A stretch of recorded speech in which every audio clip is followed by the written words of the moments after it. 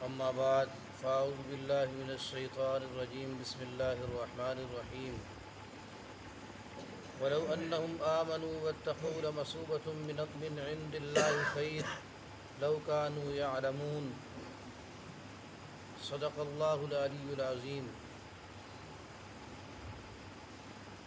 سورۃ البقرہ آیت نمبر 103۔ اللہ تبارک و تعالی نے یہودیوں کے جو شبہات تھے ان کا رد فرمایا، ان کا ازالہ کیا گیا۔ حضرت سلیمان علیہ الصلاۃ والتسلیم پہ وہ یہ الزام لگاتے تھے کہ سلیمان علیہ الصلاۃ والتسلیم معاذ اللہ ثم معاذ اللہ جادوگر تھے، تو اس کی تردید کی گئی، اور اس کے بعد یہ ارشاد فرمایا کہ اگر یہ لوگ ایمان لے آتے اور تقوی اختیار کرتے تو اللہ تبارک و تعالیٰ کی طرف سے جو ثواب انہیں ملنا تھا وہ بہت بہتر تھا۔ کاش کہ یہ جانتے، کاش یہ حقیقی علم انہیں حاصل ہو جاتا کہ ایمان قبول کر لیتے۔ تو ایک ہوتا ہے محض سن لینا، ایک ہے سننے کے بعد اسے دل میں جگہ دینا اور مان لینا، سننے کے بعد اطاعت کرنا۔ تو ان میں یہ خرابی تھی کہ یہ سنتے تو تھے لیکن عمل نہیں کرتے تھے، اور اس کے مطابق پھر عقیدہ نہیں بناتے تھے، نظریہ نہیں بناتے تھے۔ تو فرمایا اگر یہ سن لیں اور ایمان قبول کر لیں، سننے کے بعد ایمان قبول کریں، تو پھر جو اللہ تبارک و تعالی ان کو ثواب عطا فرمائے گا وہ بہت بہتر ہوگا۔ چنانچہ اللہ تبارک و تعالی کی ذات بڑی قدردان ذات ہے، اور جو بندہ بھی ایمان قبول کرتا ہے، اعمال صالحہ بجا لاتا ہے، اللہ تبارک و تعالی اسے بے بہا نوازتے ہیں، اور اصل تو آخرت ہے کہ آخرت میں نوازا جائے گا۔ اس کے بعد اللہ تبارک و تعالی نے یہودیوں کے جو ہتھ کنڈے تھے ان کا ذکر کیا ہے کہ انہوں نے یہ کام شروع کر دیا کہ ہم بہت ساری ہماری کوششیں، اس کے باوجود مسلمانوں میں ہم کفر اور شرک رائج نہیں کر سکے، تو کوئی نہ کوئی ایسا ذریعہ بنانا چاہیے کہ جس کے ذریعے سے مسلمانوں میں بھی شرک کی بو آ جائے، تاکہ مسلمانوں کے اعمال تباہ و برباد ہو جائیں۔ چنانچہ اللہ پاک نے فرمایا یا ایھا الذین آمنوا لا تقولوا راعنا، اے ایمان والو راعنا نہ کہا کرو، وقولوا انظرنا واسمعوا، اور انظرنا کہا کرو، واسمعوا اور سنا کرو، وللکافرین عذاب علیم، اور کافروں کے لیے دردناک عذاب ہے۔ معاملہ کیا بنا؟ معاملہ یہ بنا کہ انہوں نے راعنا کا جو لفظ ہے انہوں نے اس انداز میں کہنا شروع کیا کہ جس میں شرک کی بو بھی آ جائے، جو موہم الی الشرک ہو، شرک کی طرف وہم ڈالنے والا، اور دوسرے نمبر پر گستاخی کا پہلو بھی اس کے اندر ہو۔ راعنا کا لفظی معنی ہے کہ ہماری رعایت کریں، تو صحابہ بھی کہہ دیتے تھے راعنا، اور یہ جو یہودی تھے اور منافق بن کے صحابہ میں گھسے ہوئے تھے وہ بھی یہ کہہ دیتے تھے راعنا، لیکن ان کی لغت میں اور ان کے انداز میں فرق تھا۔ وہ راعنا اس معنی میں کہتے تھے کہ آپ ہمارے حافظ و ناصر بن جائیں، راعنا آپ ہمارے حافظ و ناصر بن جائیں، آپ ہماری رعایت کرنے والے، ہماری نگہبانی کرنے والے بن جائیں، ہماری نگہبانی کریے۔ تو نگہبان صرف اور صرف اللہ پاک کی ذات ہے، حافظ و ناصر صرف اللہ تبارک و تعالیٰ کی ذات ہے۔ تو یہ ایک شرکیہ جو وہم ہے، شرکیہ جو معنی ہے، اس کی طرف ان کا ذہن جاتا تھا، اور وہ یہ چاہتے تھے کہ کل ہم یہ کہہ سکیں گے کہ مسلمانوں سے کہیں گے کہ تمہارے اندر بھی شرک پایا جاتا ہے، دیکھو نا کہ تم فلاں لفظ استعمال کرتے ہو، فلاں لفظ استعمال کرتے ہو۔ اور دوسرا راعینا، تھوڑا سا لمبا کر کے اسے کھینچ کے پڑھتے تھے، اور ان کا مقصد تھا کہ اے ہمارے چرواہے۔ دوسرا ان کا مقصد یہ تھا کہ نبی علیہ الصلوۃ والتسلیم کو گستاخانہ انداز میں خطاب کرنا۔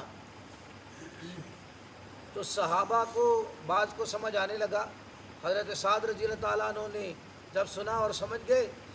حضرت سعد رضی اللہ تعالیٰ عنہ نے فرمایا کہ اگر آئندہ میں نے سنا تم نے اس طرح سے نبی علیہ الصلوۃ والتسلیم کو خطاب کیا تو میں تمہاری گردن اڑا دوں گا۔ تو اللہ تبارک و تعالیٰ نے پھر ارشاد فرمایا، اے ایمان والو لا تقولوا رائنا، تم رائنا کہا ہی نہ کرو، رائنا کا لفظ چھوڑ دو، بلکہ انظر نہ کہا کرو، کیونکہ جب ان سے یہ کہا گیا کہ تم رائنا کا لفظ نہیں بولو گے تو انہوں نے یہ کہا کہ مسلمان بھی تو بولتے ہیں، رائنا مسلمان بھی کہتے ہیں، سارے کہتے ہیں، تو اس لیے ان کے پاس دلیل موجود تھی۔ تو اللہ تبارک و تعالیٰ نے منع فرما دیا کہ رائنا کا لفظ بولنا نہیں ہے۔ اب یہاں سے یہ بات سمجھ آئی کہ ہر ایسا لفظ جو شرک کی بو والا ہو، موہم الی الشرک ہو، اللہ تبارک و تعالیٰ اس کو بھی پسند نہیں فرماتے۔ موہم الی الشرک جو عمل ہو اس سے بھی منع کیا جائے گا، موہم الی الشرک جو لفظ ہو اس سے بھی منع کیا جائے گا، کوئی بھی ایسا لفظ بولنے کی اجازت نہیں ہے۔ تو لوگ جو ہے نا بولتے ہیں، لوگ کہتے ہیں یا پیر استاد، لوگ اس طرح کا، تو یہ موہم الی الشرک ہے۔ اس طرح سے یا شیخ عبد القادر جیلانی اغثنا، اس طرح سے پکارتے ہیں لوگ۔ تو اگر یہ نظریہ رکھ کے کوئی پکار رہا ہے کہ وہ ہماری حاجت روائی کے لیے آئیں گے اور ہماری مشکل کشائی کریں گے اور ہماری فریاد کو سن رہے ہیں، یہ نظریہ رکھ کے پکارتا ہے تو یہ تو صریح شرک ہے۔ اور اگر کوئی لوگوں کی دیکھا دیکھی ویسے ہی پکارنا شروع کر دیتا ہے تو وہ موہم الی الشرک ہے۔ یا اسی طرح سے جو 11ویں شریف کا ختم کہتے ہیں لوگ، 11ویں شریف کہتے ہیں، 11ویں شریف کا ختم، تو اگر یہ نظریہ رکھ کے کوئی ختم دلواتا ہے کہ ہم ان کے نام کی نظر نیاز دے رہے ہیں اور وہ ہمیں اس سے نفع پہنچائیں گے اور نقصان سے بچا لیں گے، تو یہ تو صریح شرک ہو گیا۔ نفع نقصان والی ذات صرف اللہ پاک کی ہے، نفع دینے والا بھی اللہ ہے، نقصان سے بچانے والا بھی اللہ ہے، اور نقصان دینے والا بھی اللہ ہے۔ اور اگر کوئی شخص جو ہے نا لوگوں کی دیکھا دیکھی ویسے ہی کر دیتا ہے، اس کو پتہ نہیں، اس سے پوچھا جائے کہ آپ کا نظریہ کیا ہے، آپ کا عقیدہ کیا، پوچھا جائے، وہ کہتا نہیں جی میں تو بس 11ویں کی دیکھ دلوا دیتا ہوں، میں تو اللہ کے نام کی دلواتا ہوں، اللہ کے ولیوں کو ثواب پہنچے گا۔ بعض سادہ لوگ ایسے بھی ہیں کہ معاشرے میں رہتے ہوئے وہ ایسے کرتے ہیں، ٹھیک ہے جی ہم 11ویں کا ختم دلوا رہے ہیں، اور انہیں حقیقت کا پتہ نہیں ہے کہ اس پہ عقیدہ کیا رکھا ہوا ہے لوگوں نے۔ اللہ کے سوا وہ اولیاء اللہ کو بھی حاجت روا اور مشکل کشا سمجھتے ہیں۔ تو اس بندے سے جب پوچھا جائے تو وہ کہے گا کہ میرا تو کوئی ایسا نظریہ نہیں ہے، سب کچھ کرنے والا اللہ پاک ہے، وہ کہے گا۔ تو اسے کہا جائے گا کہ پھر یہ کام کیوں کرتے ہو، ان کی مشابہت کیوں کر رہے ہو، یہ عمل جو ہے یہ موہم الی الشرک ہے، اس سے شرک کا واہمہ پیدا ہوتا ہے، لہذا یہ عمل بھی چھوڑ دو، اور اس عمل کو بھی چھوڑنا پڑے گا۔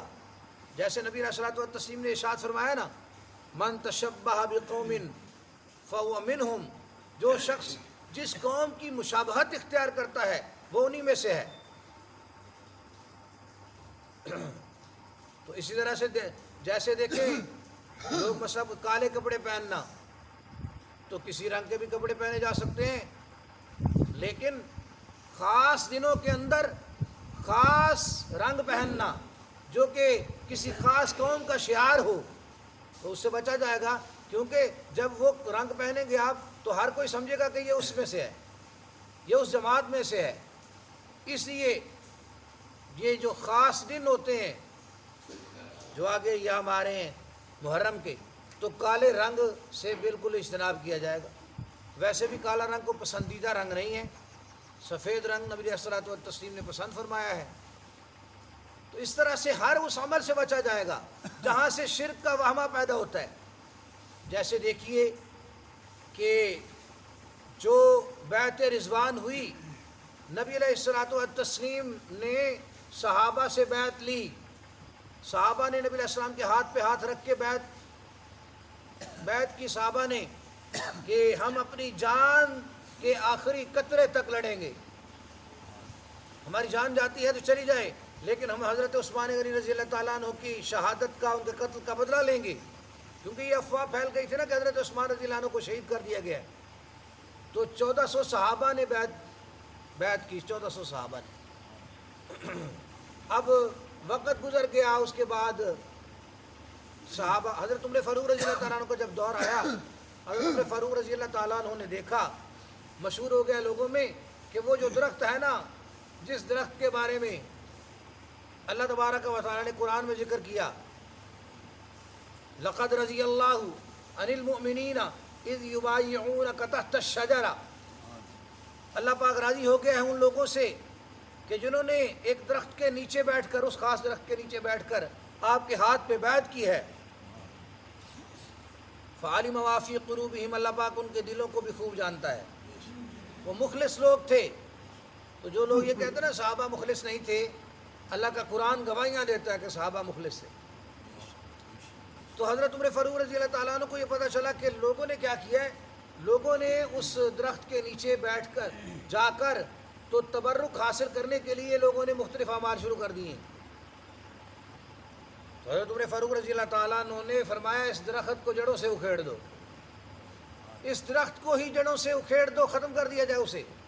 کیونکہ اب یہ لوگوں نے ایسے اعمال شروع کر دیے درخت کے ساتھ جو سنت سے ثابت نہیں ہے، اور یہ آہستہ آہستہ شرک بن جائے گا۔ اس کو کہا جاتا ہے، اصطلاح میں اس کو کہا جاتا ہے سد للباب، سد ذرائع سے کہا جاتا ہے، سد للباب۔ اس کا مفہوم یہ بنے گا کہ بھائی دروازہ ہی بند کر دو، طوفان آنے والا ہو نا، موسم خراب ہو تو کہتے ہیں دروازہ بند کر دو کہ شاید نقصان ہو۔ اور بعض اوقات جو ہے نا خبریں آتی ہیں نا کہ فلاں علاقے میں چھتیں اڑ گئی ہیں، طوفان آیا اور پھر اس وقت وہ دروازہ بند کرنا چاہتے تھے لیکن دروازہ نہیں بند کر سکے اور چھت ہی اڑ گئی، تو پہلے سے دروازہ بند کر دو تاکہ کوئی نقصان نہ ہو، اندر جو ہے نا وہ آندھی اور طوفان کی وجہ سے گرد و غبار بھی نہ پہنچے، کسی قسم کا تھوڑا بہت کوئی نقصان نہ ہو، اسے کہا جاتا ہے دروازہ بند کرنا۔ تو اللہ تبارک و تعالیٰ نے دروازہ بند کر دیا۔ یہودی منافق کہا کرتے تھے رائنا، اور معنی لیا کرتے تھے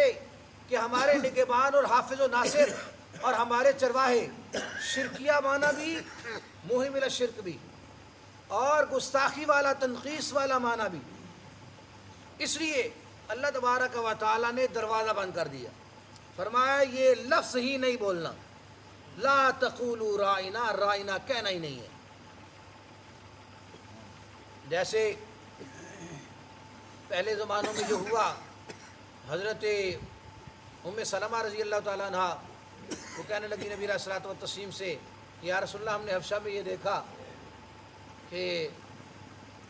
بہت سارے جو ہے وہ بت بنائے گئے ہیں، تصویریں بنائی گئی ہیں، وہاں بھی تصویروں کی عبادت ہوتی ہے۔ تو نبی علیہ الصلوۃ والتسلیم نے ارشاد فرمایا کہ پہلے جب عبادت شروع کی گئی تو اسی طرح شروع کی گئی،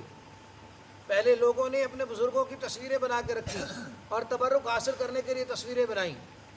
اور پھر آہستہ آہستہ شیطان ان کو بزرگوں کی قبروں تک لے آیا اور ان کو سجدہ گاہ بنا دیا۔ بعض جگہ پر قبروں پہ اس نے سجدہ کروایا اور بعض جگہ پر اس نے بت بنوا دیے کہ بزرگوں کی تصویریں بنا کے بت بنا کے رکھ لو، اللہ تبارک و تعالیٰ کی رحمتیں جب ان کے اوپر اتریں گی تو تمہارا بھی فائدہ ہو جائے گا، لیکن جب وہ ختم ہو گئے، فوت ہو گئے، ان کی نسلیں آئیں اور ان کی نسلوں کے ذہن میں شیطان نے یہ ڈالا کہ تمہارے آباء و اجداد ان کی پوجا کیا کرتے تھے، اس طرح سے شیطان نے بتوں کی عبادت پہ لگا دیا۔ تو شریعت مطہرہ جو کہ دین جب کامل اور مکمل ہو رہا ہے، نبی علیہ الصلوۃ والتسلیم پر جو دین اترا ہے بالکل مکمل کر دیا گیا۔ الیوم اکملت لکم دینکم واتممت علیکم نعمتی ورضیت لکم الاسلام دینا، دین اسلام مکمل کر دیا گیا، اپنی کلیات کے اعتبار سے، احکام کے اعتبار سے دین مکمل کر دیا گیا۔ تو یہ کہا گیا کہ بت رکھنا، بت بنانا، بت اور تصویر بنانا یہ بالکل منع ہے۔ چنانچہ ایک مرتبہ نبی علیہ الصلوۃ والتسلیم نے دیکھا کہ ایک پردہ لٹکا ہوا ہے جس پہ تصویریں ہیں، تو آپ صلی اللہ علیہ وسلم گھر میں داخل ہی نہیں ہوئے، باہر نکل گئے۔ آپ نے فرمایا جس گھر میں تصویریں لٹکی ہوں اس میں فرشتے رحمت کے نہیں آتے، اس میں ہم داخل نہیں ہوتے۔ اور یہ ہے صدًا للباب اور صدًا للذرائع، کہ ایسے دروازے کو ہی بند کر دو سد ذرائع کے طور پر کہ جہاں سے شرک کی بو آ رہی ہے اس کو ختم کر دیا جائے۔ اللہ تبارک و تعالیٰ نے اس چیز کو، یہ دین اسلام ہے اور شرک کو اللہ تبارک و تعالیٰ بالکل پسند نہیں فرماتے، اور شرک کی کوئی گنجائش نہیں ہے۔ تو منہ ملا شرک جو الفاظ ہیں اس کی بھی گنجائش نہیں ہے۔ چنانچہ لوگوں نے نام رکھا ہوتا ہے امام بخش، نام رکھتے ہیں لوگ امام بخش اور عطا محمد، لوگوں نے نام رکھا ہوتا ہے عطا محمد، کہ محمد صلی اللہ علیہ وسلم نے عطا کیا ہوا ہے، یہ ہمیں جو بچہ اللہ پاک نے عطا کیا ہے یہ محمد صلی اللہ علیہ وسلم نے عطا کیا ہے، یا ان کے ذریعے سے عطا ہوا ہے، اس لیے اس کا نام رکھ دیا عطا نبی یا عطا محمد، نام رکھتے تھے لوگ اکثر۔ تو یہ نام جو ہے اللہ کے رسول صلی اللہ علیہ وسلم کی تعلیمات اور قرآن کی تعلیمات کے خلاف ہے۔ نام ہونا چاہیے عطا اللہ، اللہ کا عطا کیا، اللہ نے عطا کیا، عطا اللہ، عطا الرحمن یہ نام ہے، اور امام بخش نہیں کہ امام صاحب جو ہے نا فلاں امام صاحب حضرت امام جعفر صادق ہوں یا حضرت امام حسین کی طرف نسبت کریں یا جس کی طرف بھی حضرت امام علی رضی اللہ تعالیٰ عنہ کی طرف نسبت کریں، کسی کی طرف بھی نسبت کریں، چونکہ عموماً امام کا لفظ لوگ، امام تو سارے تھے نا، امام ابوبکر صدیق رضی اللہ تعالیٰ امام تھے نا، امیر المومنین بنے امام بنے، امام عمر رضی اللہ تعالیٰ امیر المومنین بنے امام بنے، امام عثمان امیر المومنین بنے امام بنے، امام تو تھے۔ تو نسبت کرنے والے جن کی طرف بھی نسبت کریں کہ ہمارے فلاں جو امام ہیں انہوں نے یہ ہمیں بچہ بخش دیا ہے، امام بخش، نام کیا رکھ دیا؟ پیرا دتا، نام ہونا چاہیے اللہ دتا، اور نام رکھ دیا انہوں نے پیرا دتا، پیرا دتا۔ اور اسی طرح سے امام بخش، نام ہونا چاہیے اللہ بخش، نام کیا ہونا چاہیے؟ اللہ بخش، یہ نام۔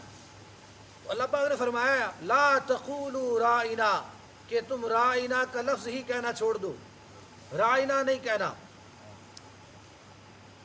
فرمایا رائنا نہیں کہنا۔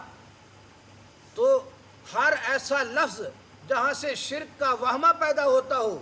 اس کو چھوڑ دیا جائے گا، اور یہ ضروری ہے۔